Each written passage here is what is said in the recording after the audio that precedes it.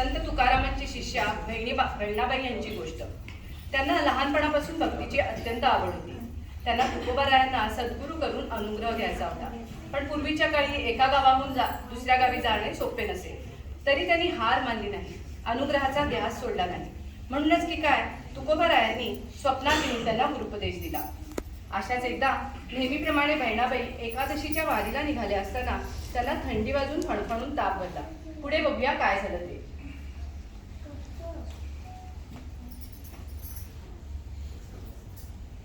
हे आमचं झाड आहे.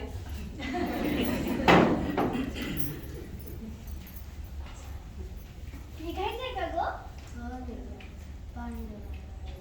पण काय ग, चेहरा का उचलला तुझा आणि एवढं गोंधळ घेऊन बसली असते? थंडी वाजते ग, हातपाय गळून गेले. अरे देवा, तापाने फडफडली आहेस तू. थांब, कोणाला तरी बोलवते. बेटाला का रे असा कठोर झालास? तुला भेटण्याची आस लागली आहे. असा अंत नको बघूस देवा.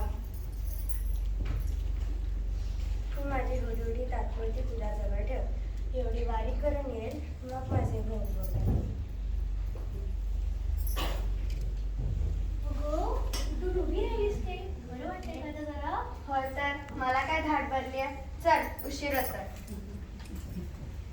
असं म्हणतात की पुढे त्या वारीहून येईस्तोवर ती घोंगडी तशीच झाडावर ही भरल्यासारखी थरथरत होती. बहिणाबाईंची वारी सुखरूप पार पडली आणि आल्यावर त्यांनी ती घोंगडी परत घेऊन आपले भोग भोगले. बोला पुंडलिक वरदे.